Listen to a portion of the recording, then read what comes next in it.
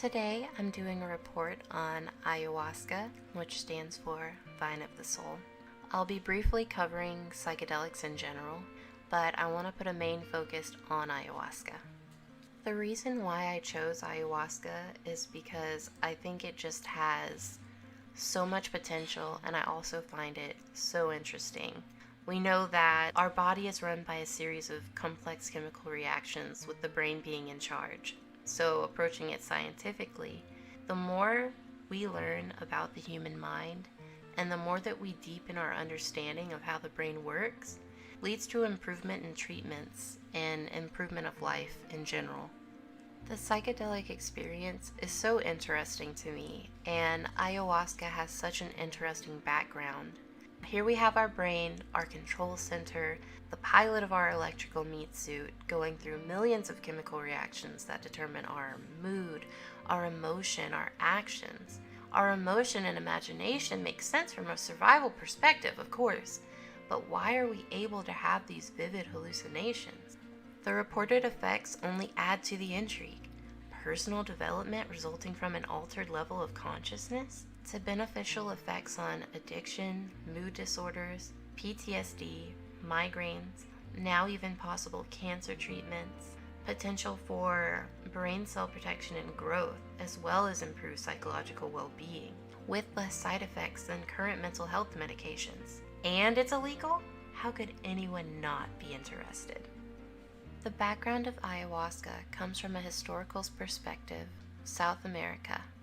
Shamans and indigenous people have considered ayahuasca a healing medicine for hundreds of years, something of spiritual importance. In the report that I read and watched, the shaman in particular really emphasized how much he believed in this medicine and in its potential for helping other people. Unfortunately, research on psychedelics was banned in 1970 when it became associated with people using it for recreational use, certain people going against the grain. The illegal status made it hard to study. One study that I read had a disclaimer to not ask how to get illegal drugs from them. They must have had a pretty good attorney. Luckily, restrictions have slowly lifted in other parts of the world. There are gatherings here in the US, MAPS, which stands for Multidisciplinary Association for Psychedelic Studies, which share information and push for reconsideration of the current laws regarding psychedelics. Hopefully, our future will show a more open-minded view. And with that said, let's get down to chemistry. In a very simple viewing, our brain sends and receives signals through brain cells called neurons. Our body needs these signals to travel fast, and that is where neurotransmitters come in. Neurotransmitters make communication between the nerve cells easier by diffusing across the junction where the two neurons meet, transferring the signal, also called an impulse. Neurotransmitters travel down the first neuron and are released to go bind to the receptor sites on the second nerve cell. The main neurotransmitter we need to know for our discussion is serotonin. You may have heard it referred to as the happy chemical.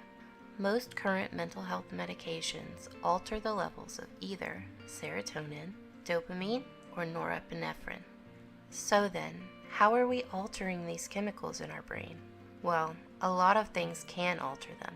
Stress, trauma, exercise, even cuddling.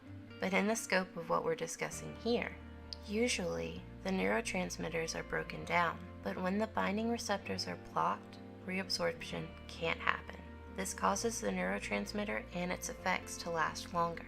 To say it another way, blocking reabsorption increases the level of neurotransmitters available for use.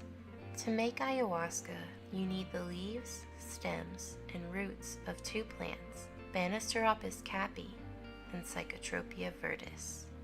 Inside of these plants are beta-carboline alkaloid derivatives, beta being a classification to show it's the second carbon from a group of known carbons, an alkaloid meaning an organic compound that has at least one nitrogen, and hallucinogenic tryptamine alkaloids, also known as dimethyltryptamine or DMT. Funnily enough, DMT is shaped similarly to our good friend neurotransmitter serotonin. The chemicals in psychedelics look structurally like the ones in our brain, which obviously means that we were meant to ingest them so that they could bond to our neuron receptors and alter our cognition. Full disclosure, I'm just kidding. It's not that kind of video. In ayahuasca, there are 3 alkaloids: harmine, harmaline, and tetrahydroharmine. Harmine and harmaline are monoamine oxidase reversible inhibitors, which means that they don't shut down an enzyme completely and make it unusable, but instead temporarily slow it down. And once they're gone, the enzyme that was inhibited can work again. While tetrahydroharmine inhibits serotonin uptake. So, a psychedelic behaves in the same way that the top mental health medications do. So what is happening to our brain then for there to be hallucination? Obviously, unfortunately, I could not conduct this experiment myself, but the study I viewed recorded brain imaging through an fMRI, and what it showed was more varied brain activity.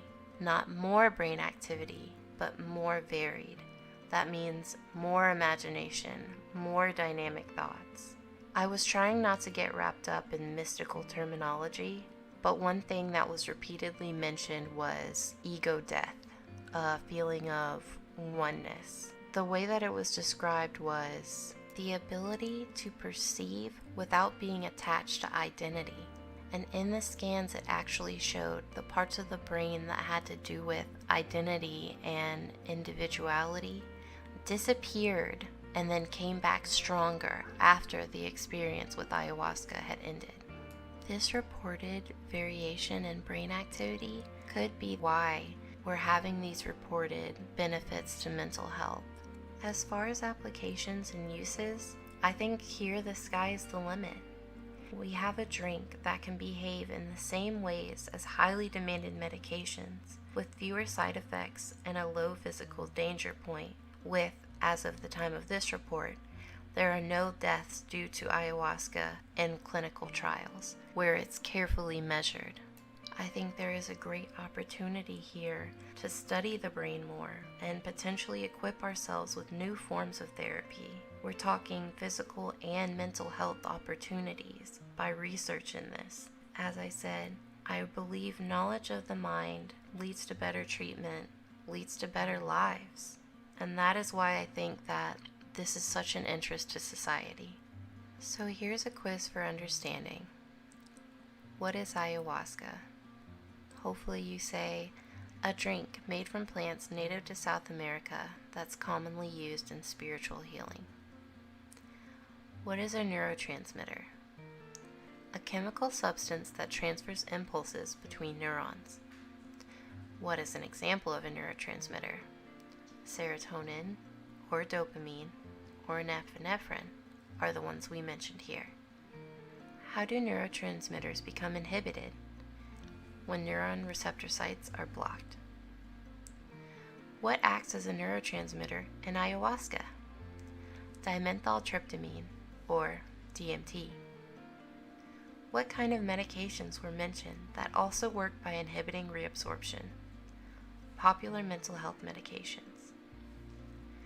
Why is ayahuasca a potentially good replacement for those medications? Less side effects and low physical danger. Why study chemical reactions in the body? Human life depends on internal chemical reactions. Why have psychedelics been difficult to study? They were banned in 1970s. What do you think is the best way to find new treatments? For me, I think this is exactly the right way. Exploration of things that we already know. Research, trial and error. Thank you for sticking through this with me. I have my references listed here, and I'll also be sure to include them in the description.